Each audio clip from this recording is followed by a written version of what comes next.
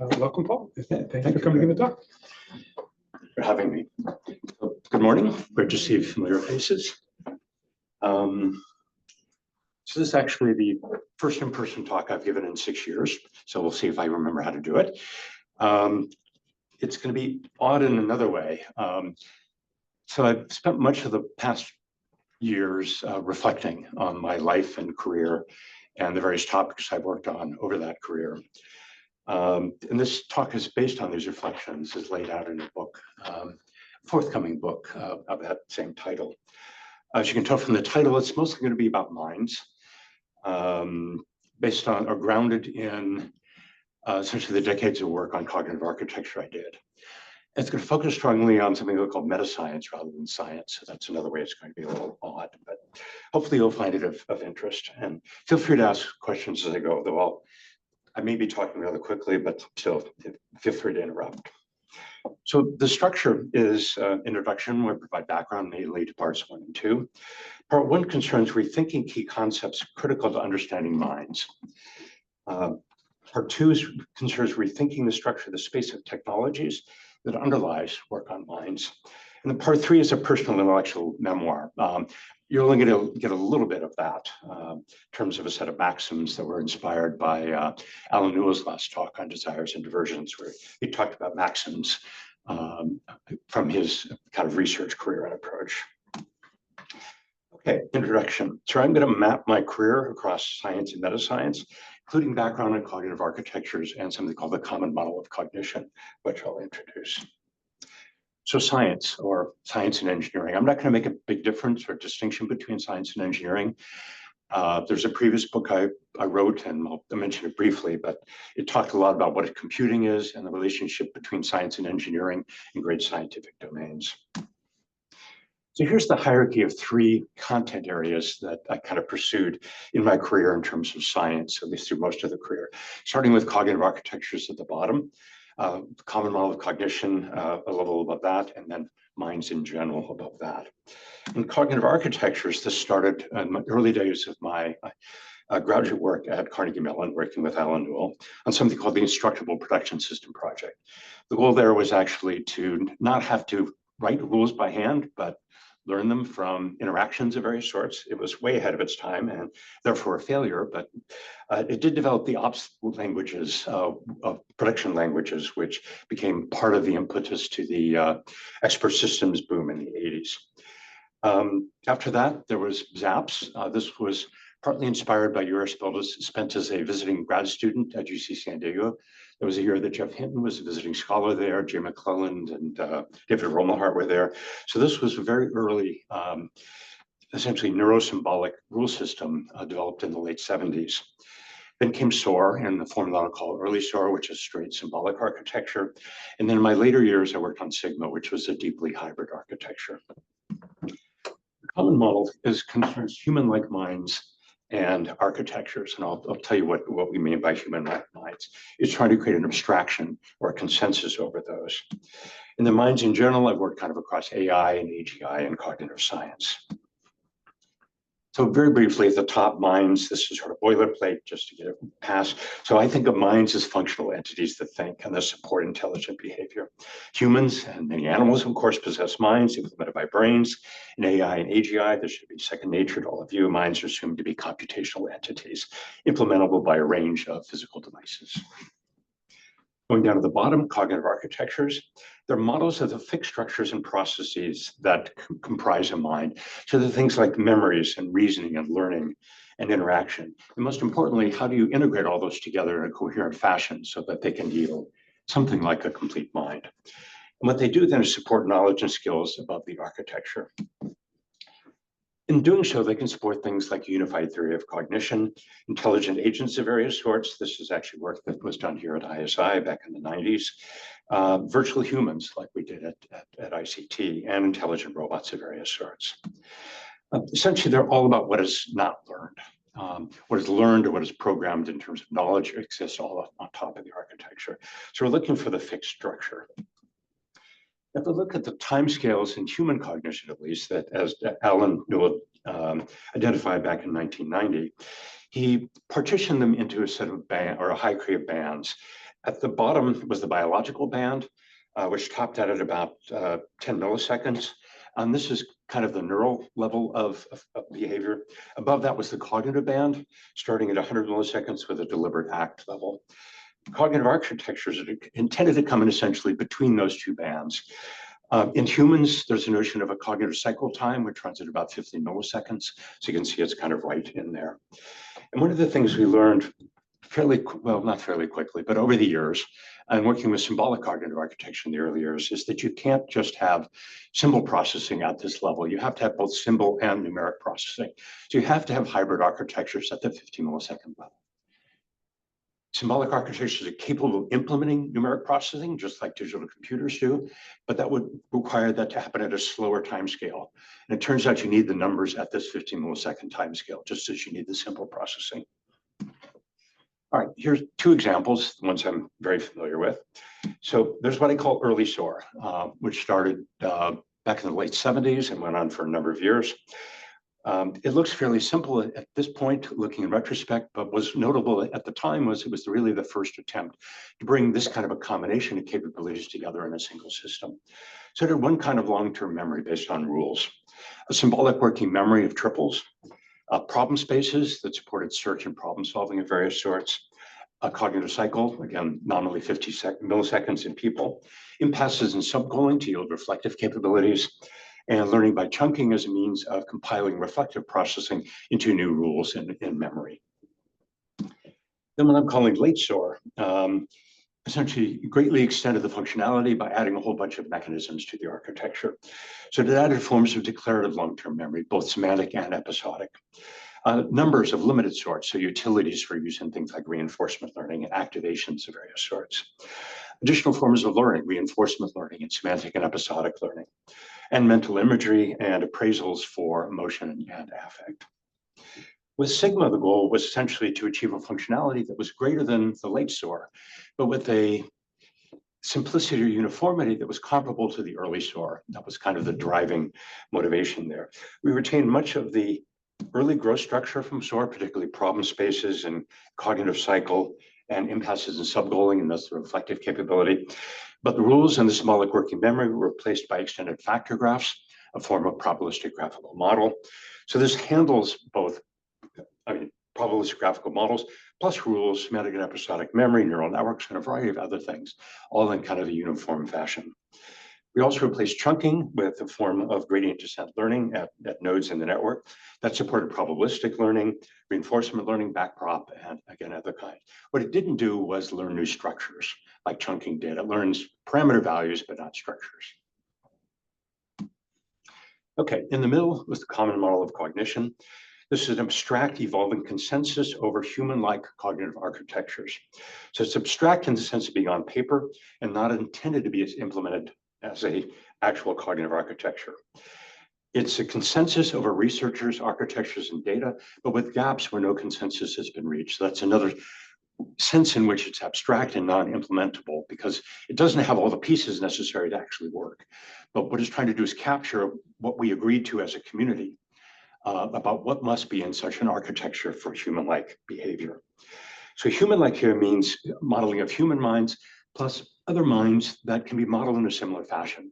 So it can be natural, artificial, they could be other animals, they could be AI systems, as long as they're modelable in a way that, if you think of the space of intelligent systems as with hills of various sorts of different types, these would all be on the same hill as human cognition. So that's a single type of modeling can handle all of them. Now, this was inspired by the standard model of particle physics. The idea originally came from Christian Lebier back in 2013, I think, in a wrap-up to a symposium on integrated intelligence. And the hope was to have the kinds of benefits people get from things like the standard model of physics. So coherent baseline and interlingua to facilitate shared cumulative progress, means of communication both within the field and with those outside of it, and guidance in research and applications. This is basically the structure of the common model. So there are two long-term memories, one a declarative memory for facts and a procedural memory for skills. There's a working memory that represents the central cognitive state, and then perception and motor modules for interacting with the environment. Fairly simple structure, well, there are two learning vectors also for each of the long-term memories. Global communication exists, it goes through working memory, although there's local connections between perception and motor. Procedural long-term memory can access all of working memory so that it can kind of control what's going on. The other modules all interact only through buffers of their own in working memory. There are also a set of 16 assumptions that went along with this structure, such as that there's parallelism both within and across modules, but a serial bottleneck, that is this cognitive cycle of 50 milliseconds in humans. And that long-term memories combine symbol structures or data with associated quantitative metadata. So there's a sense in which this is deeply hybrid. It's not hybrid enough to do neural network kinds of things, as you could do in Sigma, but it does combine these in a way that provides a number of things, and a number of other assumptions as well. Now, one of the most interesting things that came out of the common model, and one that we didn't anticipate when we defined it, since it was really a cognitive model, was that it proved to be an interesting candidate as a model of a large-scale brain architecture. This started with mapping the modules in the cognitive model, in the common model, onto functional circuits in the brain. I won't go into how that works. That by itself isn't terribly novel. But what came out of that was then an ability to compare it with standard models out of neuroscience, typically hub and spoke or hierarchical models. And that was done via a technique called dynamic causal modeling by Andrea Stocco and his group at the University of Washington over a diverse set of 6 tasks from the Human Connectome project. What's most important about the figures here is if you look at the pink Gaussians, all of those are representing the common model. And they're all to the right of the Gaussians for all of the other traditional models. And if you look down here, in fact, it completely dominates all the other models when you put them together. So this model that came out of trying to come up with a consensus out of cognition turns out to provide a better architecture for a high-level brain view than what you get out of the standard bottom-up developed neuroscience models. So that was kind of an exciting result. There have been a number of proposals to extend the common model beyond that initial consensus that was achieved through a combination of multiple symposia and polls over the internet and other kinds of things. These are 2 proposals that I've been involved in recently. One to extend it to metacognition, one to extend it to emotion. Neither of these puts in a kind of a whole module for that capability. The idea is to build as much as possible with the consensus you have and only add bits and pieces where they're necessary. So for metacognition, we ended up talking about adding an episodic memory so that you can essentially reflect on sequences of behaviors. You would do that based on what's in episodic memory. And also some sensors about what's going on in various modules and the ability to then reason about those sensors in the regular cognitive system. Emotion was something similar. It built upon, in fact, the metacognitive assessment that came from the other side. And then there's an emotion box, which isn't all of emotion, but what it does is it takes the input provided from the modules and from this assessment and generates emotional vectors, whether they're just valence and intensity, or whether they're more extended ones if you've looked at the emotion literature. Both of these are only proposals at this point because we have not reached consensus. We've tried with emotion and couldn't quite get there yet. We haven't tried with metacognition at this point. Okay, above those 3 scientific layers that I showed before, there were 2 others that I worked on. This happened during what I call an interregnum in my work on cognitive architectures. So that was a decade in which actually I worked here at ISI on helping to get new things started of various sorts across computing and across broader areas of science and engineering and other areas as well.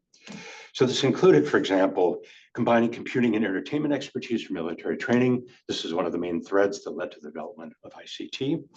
Automated building instruction with Baruch Hushnevis on campus. How to scale up 3D prototyping so that you can actually build buildings. Responding to the unexpected. This was done with Yuval Ahrens after 9/11. Teams of robots, agents, and people, what we call RAP teams. And there are a bunch of others. Some of these were successes, some of them not so much so. But it kept me busy and it really broadened my perspective on things for a decade. So here's the full hierarchy of kind of science or science and engineering content areas I worked on over my career. If you accept that mine are forms of computing, which most people in AI do, this kind of works.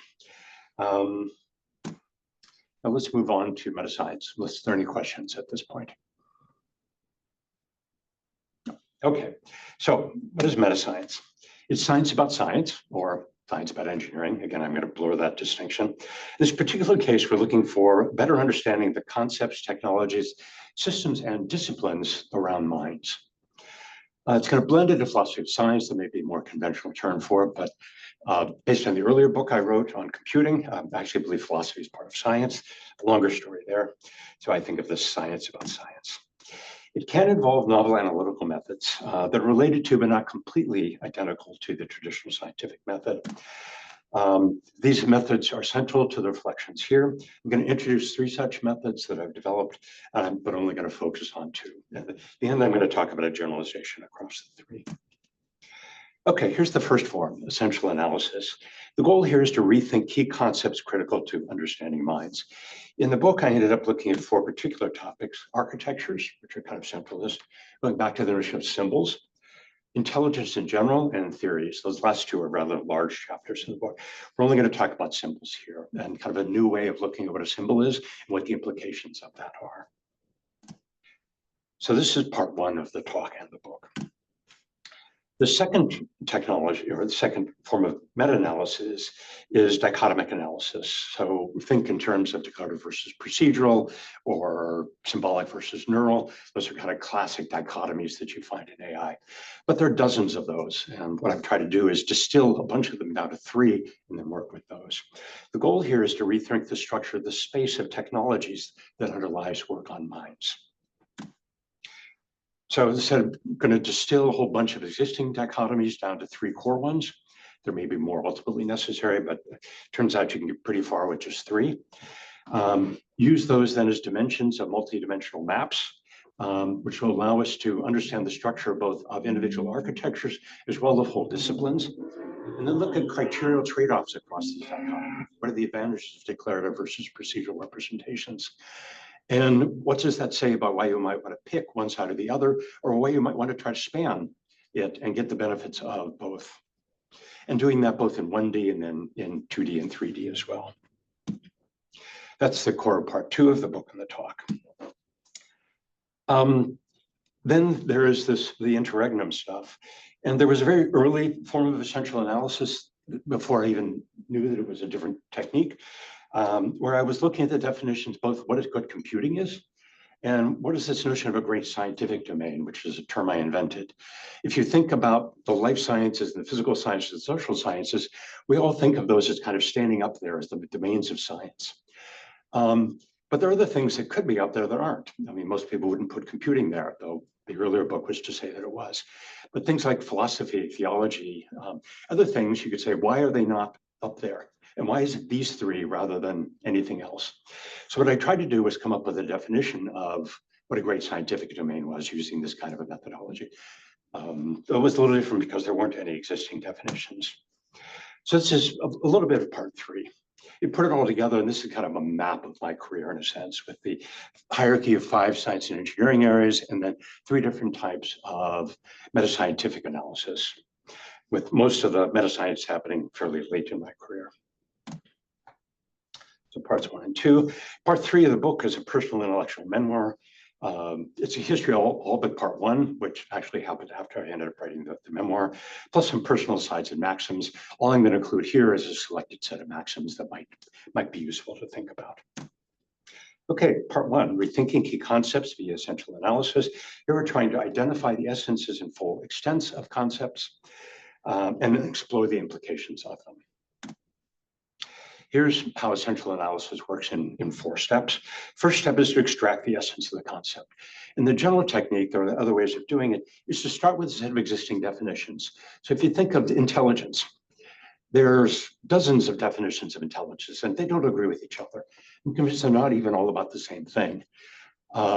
So can you strip out all the inessential stuff and come up with a common core, what I'll call the essence of it? So I tried to do that for symbols, which we'll see here, and architectures, intelligence, and theories.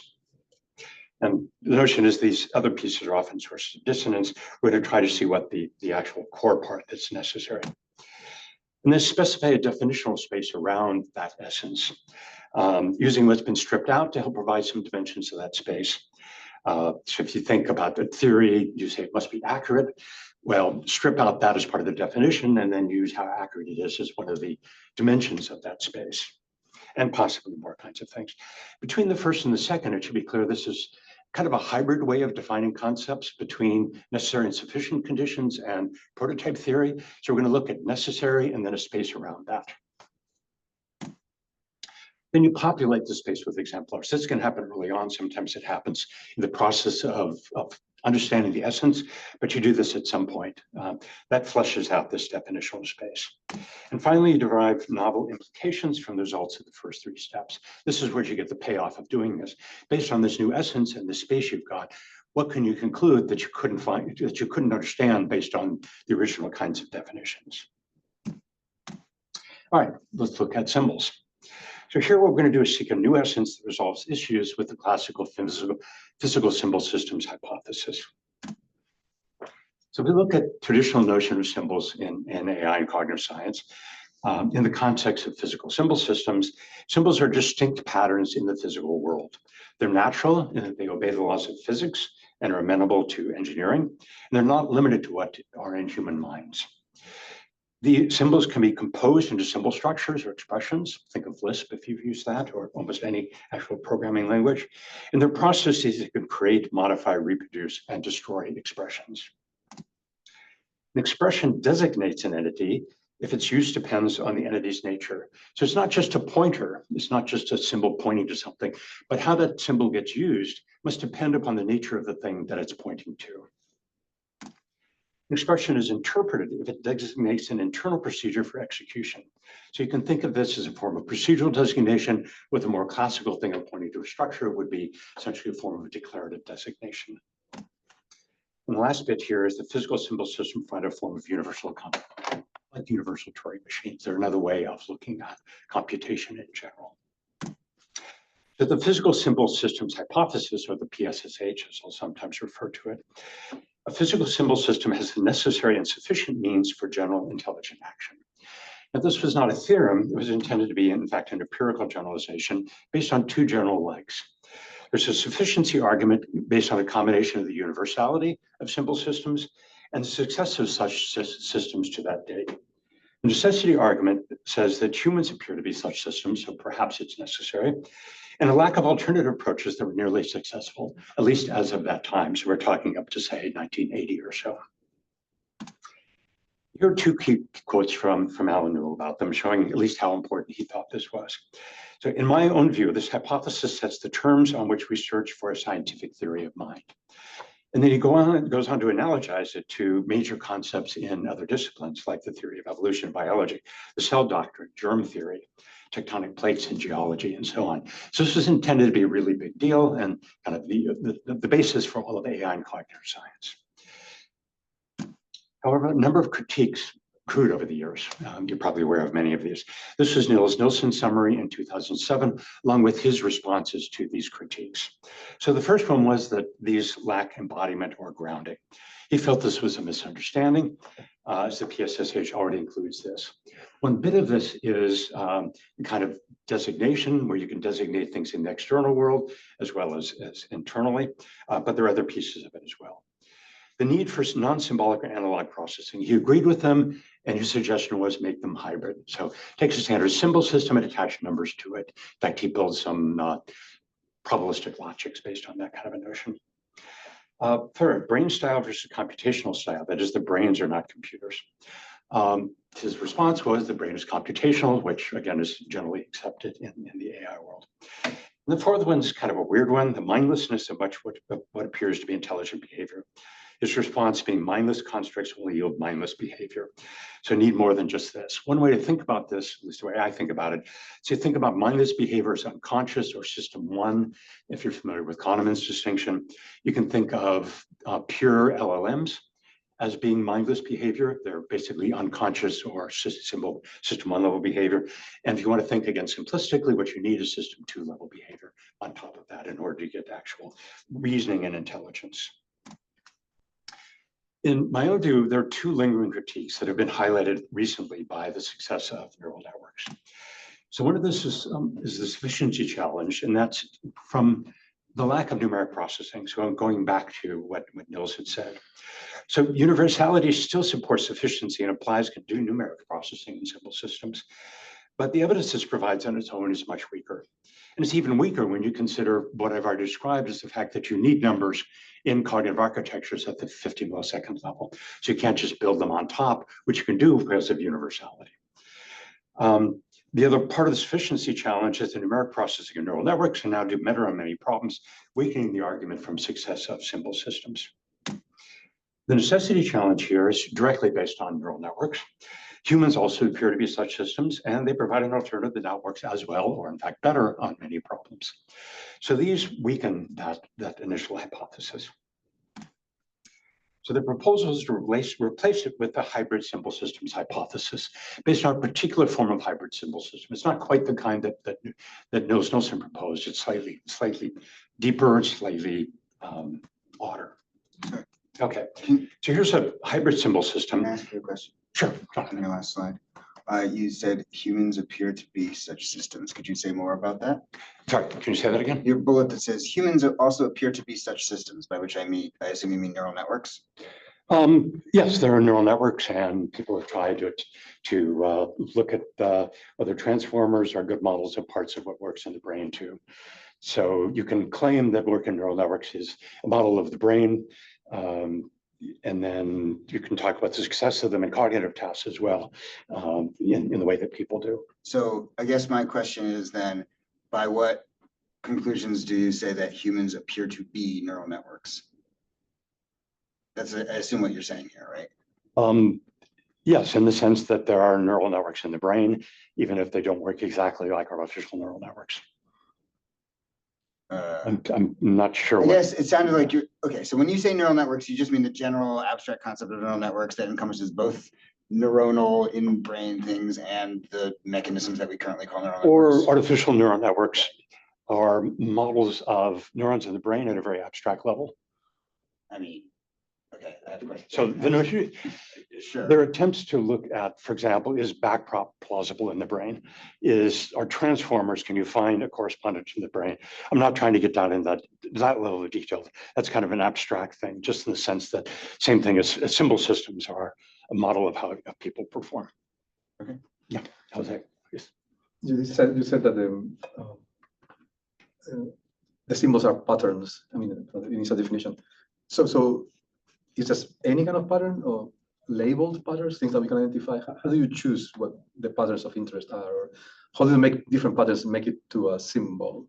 Is there like sufficient distincts, like a universal clustering, and then different that's a symbol? Any kind of pattern that has these other properties is a symbol in the traditional definition. I'm going to provide a different definition as a symbol that isn't based on patterns. Okay. But so there have been arguments, for example, whether patterns of numbers in distributed vector, whether we should call those symbols or not. Some people say yes, some people say no. I'm trying to get away from all of those kinds of arguments. So continue.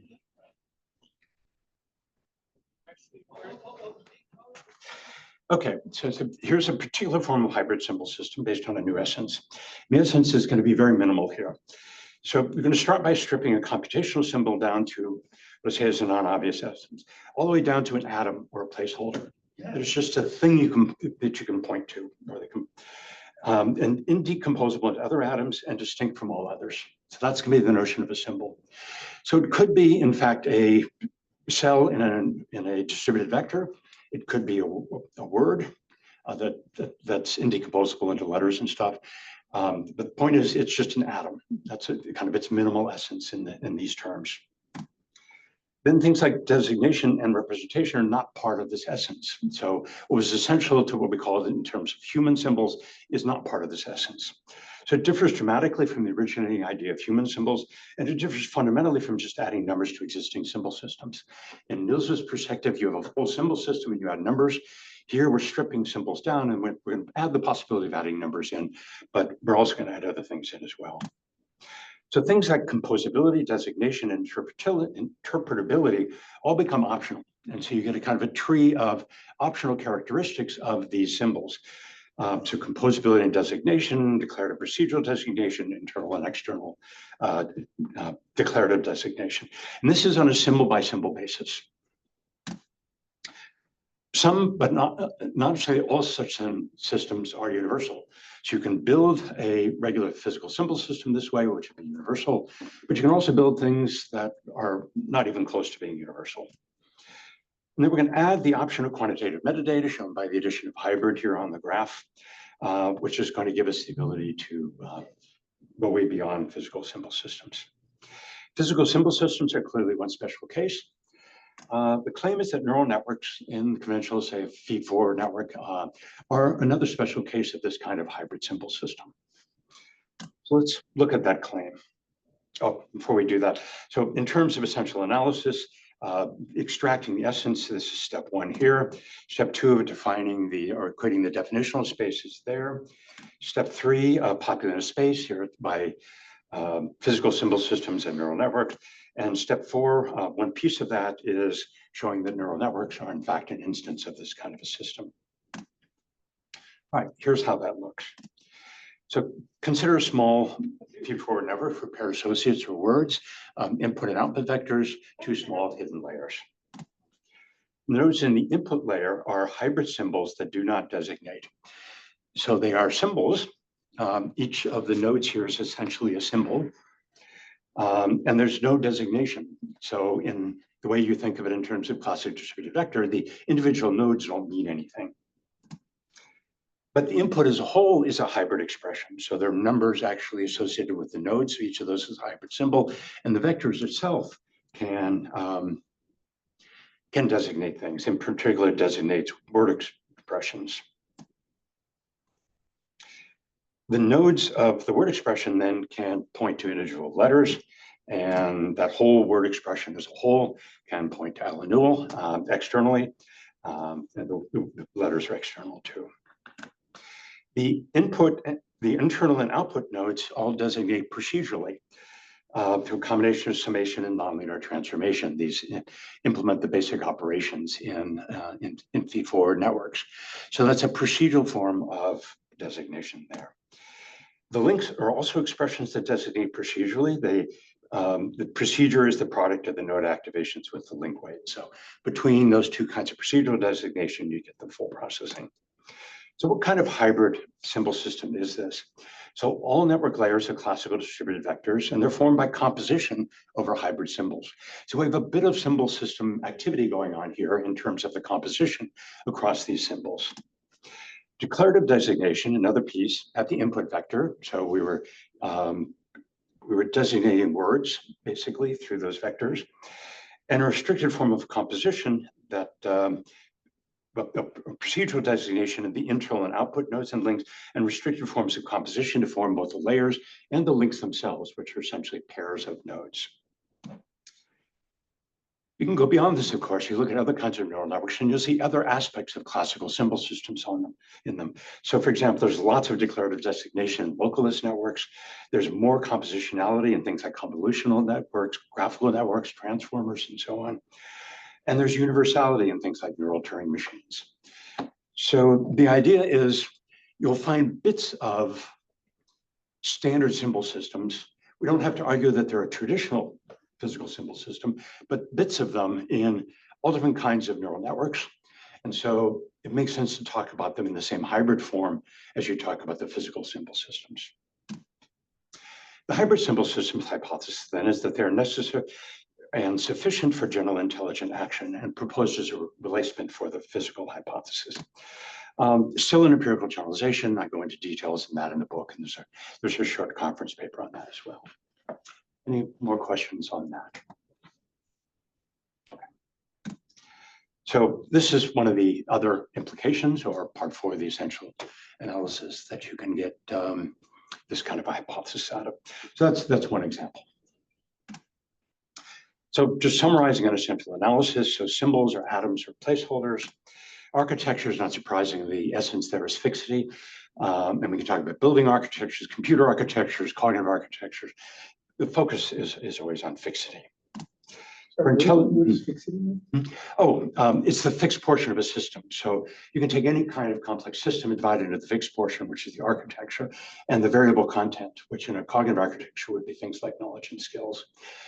So in French, when you talk about buildings, you talk about immobilier and immobilier. So it's the building and the furniture and things. So the building is the fixed part, and then the other stuff is the variable content. Same with the computer architecture. It's essentially what provides the, I've lost the term, but the instruction language, and then the programs and the data on top of that are all of the variable content. For intelligence, I ended up focusing on what I call a descriptive essence rather than a normative one. Again, if you look at intelligence, there are dozens of definitions, and they seem to group into three kinds, which I call immediate, cumulative, and full spectrum. So I developed a nested definition that involves those three. Can't go into detail on that here. That seems to capture what most people think of when they're talking about intelligence from all different kinds of definitions of it. I speculate about a more basic or normative simple one, but that's only a speculation at this point. And then theories really are aboutness. You might think of it as symbols, but it's really theories. Theories are things that are about something else. So I actually talk about them as metasystems in the book. Their system is about systems. Okay, any questions on that before we go on and do dichotomic analysis? It's probably very long to discuss, but I still don't understand what symbols are. So I think of symbols like in the logic sense. You have like a definition of the constants in the logic language. But then you also say the neural network will be kind of the numbers that are the activation output of some neural network, some kind of embedding. So are those all symbols? Those are all these atoms? So this is trying to split what we call data versus quantitative metadata. The data are the symbols, and they're the things you can attach the quantitative metadata to. So those numbers are the metadata. Now, they're not data in the sense you can't then have metadata about them, at least in this way of viewing it. So you can think of the symbols are the things you can attach the numbers to. So constants in logic would be symbols in the sense as well. But the rest of logic combines adds more of a symbol system as well.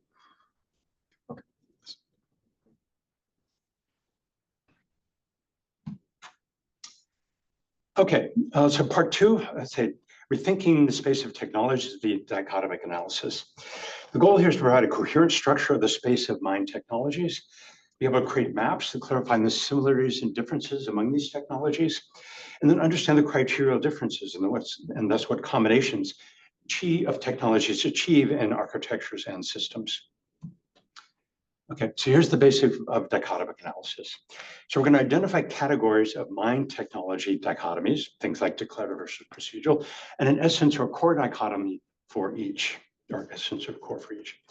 I've identified three so far, kind of focused on central knowledge, memory, reasoning, and learning functionalities. More may ultimately be necessary there. If you go beyond these kinds of functionalities, you might need more as well, but these have kind of gone a long way. Second step is identify criteria for evaluating technologies that yield trade-offs across the individual technologies and across cross-products of them.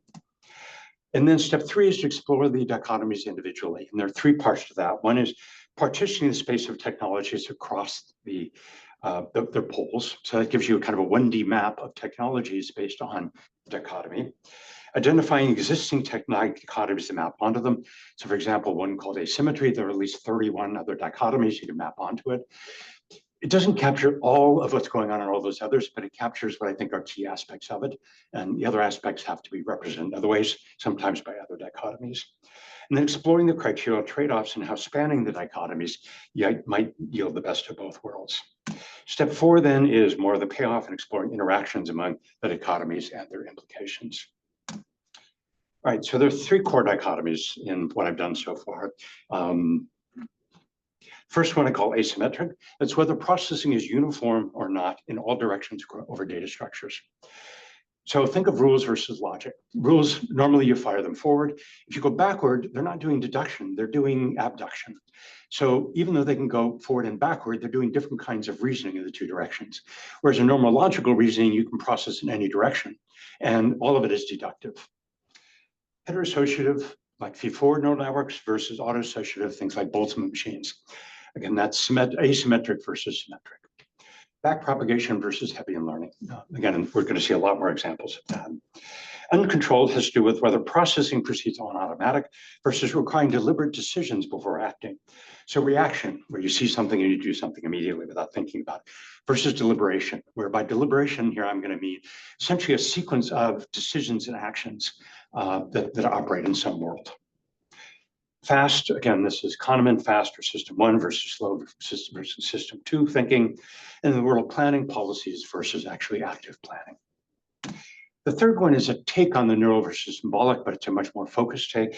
And it focuses on whether processing primarily emphasizes quantitative metadata, like you'll see with distributed vectors and neural networks, or on the symbolic data, like you do see in more traditional AI kinds of activities. So here we see neural networks versus rules, parameters versus structures, statistics versus logic, and so on. So it's not just neural versus symbolic. It really is sort of focusing on the quantitative metadata versus the symbolic data. Here are a few multidimensional examples, just to give you a feel for it to begin with. So here's a kind of generic architectural map in 2 dimensions, crossing asymmetric with uncontrolled. And these are kind of generic technology labels. So reaction is asymmetric and uncontrolled. You just see something and do something. Reasoning is symmetric, uncontrolled. This would be like simple first order logic, where it doesn't matter what order you do things in. So you don't really have to think about it except for efficiency and other kinds of things. You can just kind of make any inference you want at any time. In the controlled thing, there's deliberation, we just talked about, and the reflection, which amounts to stepping back and thinking about the whole problem and being able to kind of work on it in any direction. The late Soar is essentially an instantiation of this with parallel rules, facts and episodes, selection and execution, and subgoaling in those 4 cells. So this is a way of understanding the structure of late Soar in terms of a combination of 4 technologies that divided according to these 2 dimensions.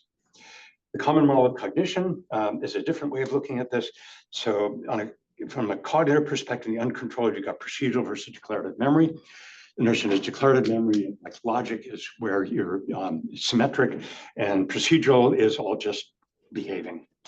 And then selection and execution, like late Soar. You can also look at things that aren't traditional cognitive architectures here. AlphaZero is a neural network system that learned to play board games of various sorts. So it had a few forward networks instead of rules or something else up in the uncontrolled asymmetric square. Game moves and Monte Carlo tree search provides a very limited form of reflection here and in the ability to search around the space of possibilities. Both the common model and AlphaZero have a gap. So the common model doesn't have reflection capability, though the proposal on metacognition is intended to at least start to get at that. And in AlphaZero, you don't have, quote, reasoning, because it's mainly based on behavior. It's not really trying to think about the world. It's just trying to behave appropriately in the world. You can extend these to 3D and add learning mechanisms. Doesn't change the model of the common model much because it's already hybrid in at least some sense, though not hybrid in the sense of being able to do neural networks. So mainly you see the addition of the learning mechanisms here that are in it. If you look at AlphaZero, you get an additional blank row here for uncontrolled data because it has nothing in that category, as well as nothing in symmetric in general. Interestingly, though, it has the major diagonal, at least going from uncontrolled asymmetric metadata down to symmetric, controlled symmetric, which gives it quite a bit of power just from that combination. You can also look at large language models plus reinforcement learning with human feedback, and you can essentially view it in the same way.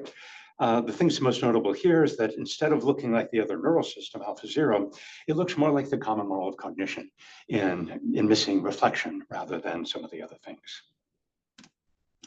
Okay, step 2 is evaluation criteria. I've been kind of working over this and looking at the kinds of criteria people use for technologies. Ended up with a list of 7 top-level ones: accuracy, efficiency, generality, simplicity, improvability, usability, and operability, with a kind of an abbreviation for each.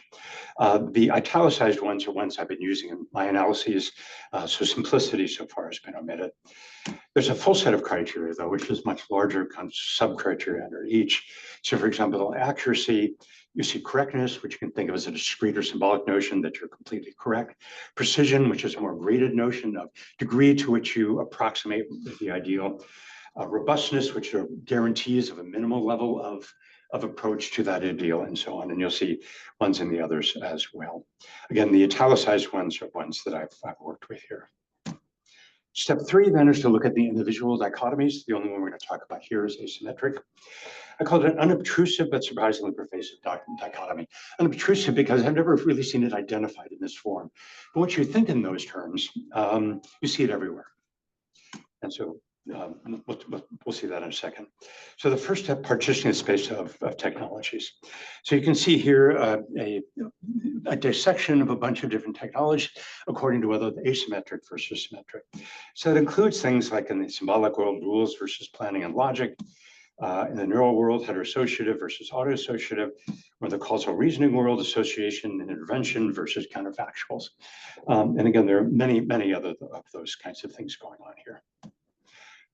Here's the notion of kind of seeing it everywhere. Here are a bunch of kind of existing dichotomies, whether they were expressed that way originally or not, that map onto this. So we've seen a number of these already. We've also seen policies versus planning, that we saw that under uncontrolled.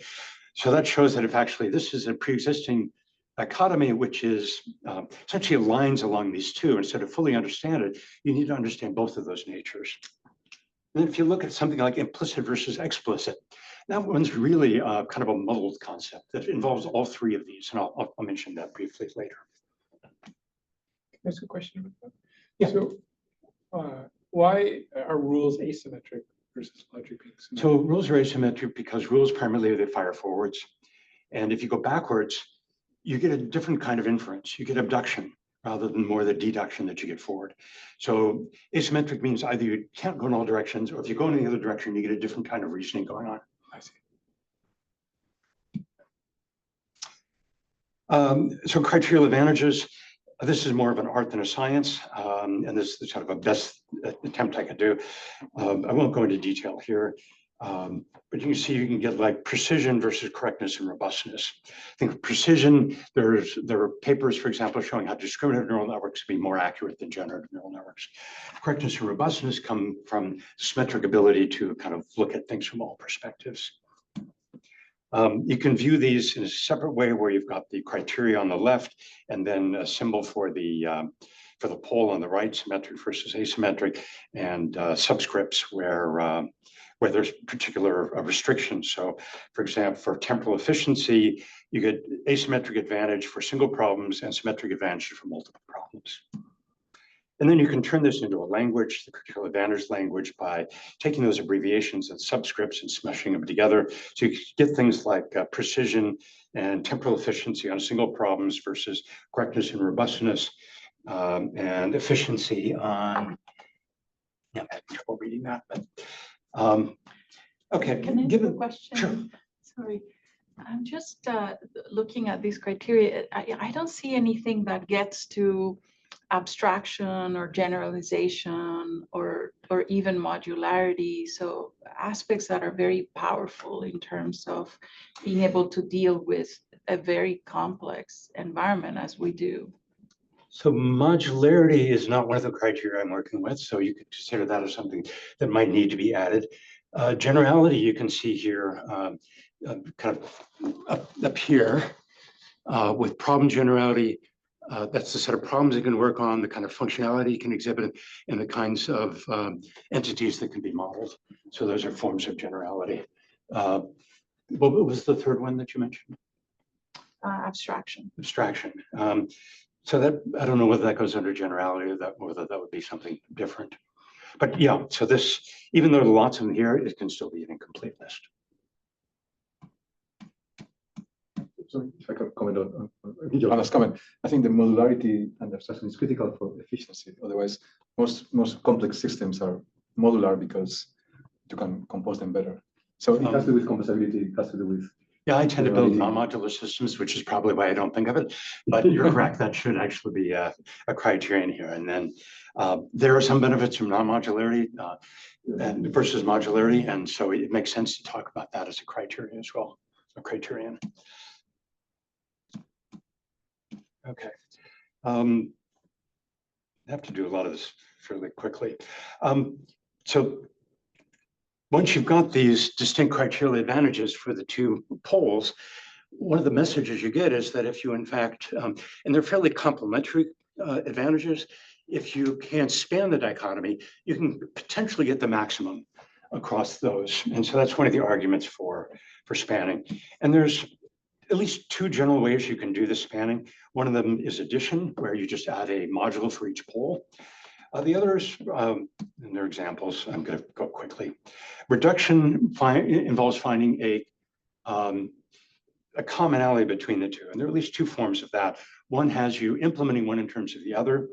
So for example, in ACT-R, you can represent rules as declarative structures in its declarative memory and then interpret those to essentially implement a form of procedural activity via declarative memory.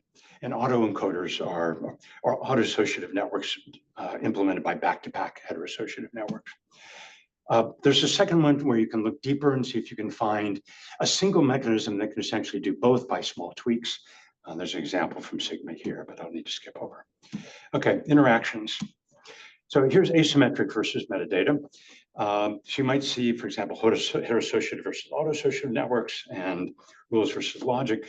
If you kind of squint at this, you'll see the same structure that you see in the Clarion cognitive architecture, but with not exactly the same things in here. Again, you can divide up space of technologies across the 4 cells of this map and get a disciplinary map. And you can see things like, so everything in a single cell is essentially identical with respect to the map. So Ron Sun's notion of implicit action-centered and heteroassociative neural networks are identical with respect to this. Things at opposite ends are opposites here. So feed-forward networks versus logic. But there are intermediate things like rules and autoassociative neural networks, which give you paths between the technologies as well. So you can see things that are a distance of 1, distance of 2, things that are identical, things that are opposite, and so on in this kind of map. So there's it is a metric space of a sort. You can then say, okay, what are the criteria that you get doubled because you have 2 dimensions and asymmetric and metadata both have criterial advantages. So looking at the main diagonal, you can see, again, feed forward versus networks versus logic and criteria. Again, I won't go into detail here, but if you look at these for a while, they sort of make sense, but they're not developed just particularly for these topics. They come by the cross product of the criteria for the 2 individual dichotomies. And you can do the same thing along the other one. Turns out there aren't that many advantages of rules according to this. That they can be important under various circumstances. You can contrast that with autoassociative. So this thing on the bottom, you can see that's a pure LLM again. You can get a 3D disciplinary map. Most notable thing here is how little there is in the controlled symmetric metadata box. That may be a lack of imagination on my part, or may say something fundamental. And again, you can look at opposites here. It's a little more extreme, feed forward versus planning rather than just logic. And again, intermediate forms, which give you paths among them, say here going between rules and symbolic operators. Implicit versus explicit. So you can see this notion mapped onto procedural versus declarative memory, or fast versus slow processing, or sub-symbolic versus symbolic representations. You'll see all 3 of those in the literature. But the first one is really asymmetric. The second one is really uncontrolled. And the third one is really metadata. So this is a single complex dichotomy, which can be decomposed into these 3 simpler ones and made a little clearer. So explicit then is really controlled processing of symmetric data, and implicit in some senses is everything else. Here's 3D criterial advantages. Again, lots of details in there. And the fact that it looks all formal masks the fact that this is still an art. Again, if you span all of this, then you get quite a large set of advantages. Now, the original motivation for actually doing dichotomic analysis was try to understand and explain to others why sigma from a small set of mechanisms can reproduce so many of the standard technologies in AI and cognitive science. And this is kind of the payoff with respect to that. So here's sigma as a cognitive architecture. And the key thing is that there's just one combination of technologies here, the bold part, in the whole uncontrolled plane. Essentially, it's tensor-based extended factor graphs and gradient descent learning.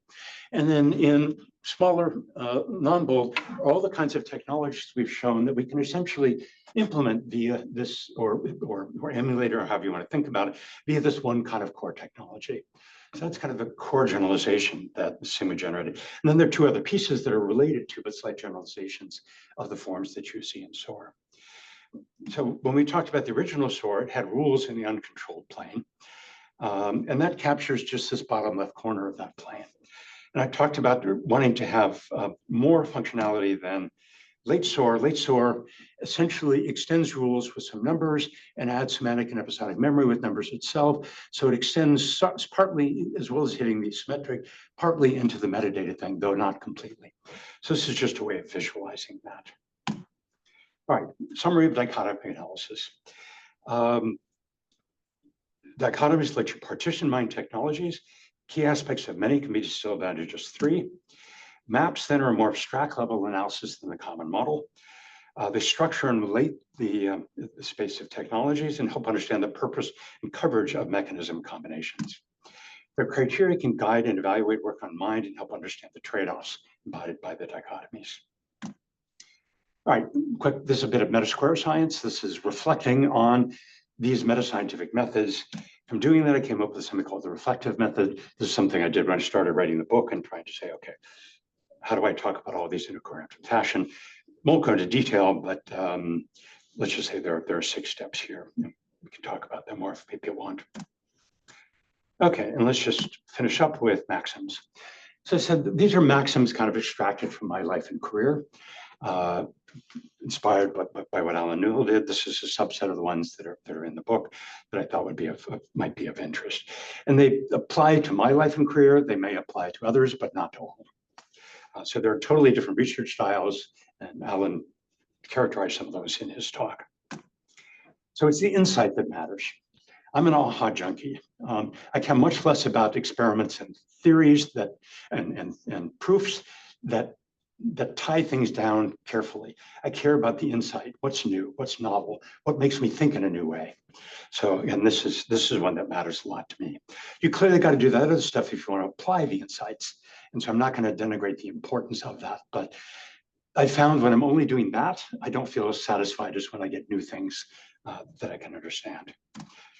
So this kind of explains me in a way. Pledge your primary allegiance to problems rather than disciplines. This is how I've kind of run my career, which requires things like breaking down walls rather than building them, and defining disciplines broadly rather than narrowly. Those of you who are research faculty or others in CS and sometimes I used to get in all these kinds of issues about what is computing and what's legitimate to do in a computer science department, which fortunately isn't an issue at a place like ISI, which is why I did my research here. But so I was constantly pushing at the boundaries of disciplines. Great scientific domains include both science, or as I called it, understanding, and engineering or shaping. That was the basis of the earlier book. I did give a talk on that probably a decade or more ago here. But the notion is, so the traditional sciences, the physical life and social sciences, they all kind of started by understanding of natural systems, and then they would create things as well. In computing, mostly we're studying things we built, although there are natural forms of computing. There are a number of forms in our bodies, for example. But if you look again at the traditional domains, if you want to know what the corresponding of engineering is in, say, the life sciences, it's medicine, and in social sciences, things like education and business and law. As those domains become increasingly able to create elements through things like nanotechnology and biotechnology, they're also going to be in the world of understanding what they shape. So there's this inherent thing. Feynman captured it in the sense of what I cannot build, I cannot understand. So I think that as the world moves forward, you should focus on domains rather than on the questions or the methodology. And then within a domain, you can ask, all right, what are the kind of questions I ask? And what are the most appropriate methods for working on that? And then interact in the commonality that you're all working on that same domain. That's kind of the notion that's implied here. Commit to solving a problem that's big enough to make a difference. In my particular case, it's sort of a grand challenge of cognitive architectures. They can provide focus and long-term joy as long as you can deal with delayed gratification. Focusing on a long-term grand challenge can also help avoid being sucked into research fads. This is a very personal one. Always keep your eye out for elegance and beauty and for what simplifies, unifies, and explains. Seek similarities before considering differences, and seek explanations before settling for descriptions. Again, I found even when I'm making technical contributions, I don't feel satisfied unless they have this kind of a form. I refer to myself as a lumper rather than a splitter. That's a notion that comes from biology in the 19th century. Though I realize really what I do is I overlump and then I split. So with dichotomy max, you see I'm lumping with the dichotomies and then I'm splitting according to them. Capabilities and interests mature at different rates, both within and across individuals. So not all of one's best ideas are limited to one's youth. As you mature, you have different strengths and different weaknesses than when you're young, and that facilitates different kinds of things. So in my later career, you can say I'm doing lots of this reflection, but sigma is a function of my late career as well. Okay, and that's kind of it. Happy to open up further questions if there's time.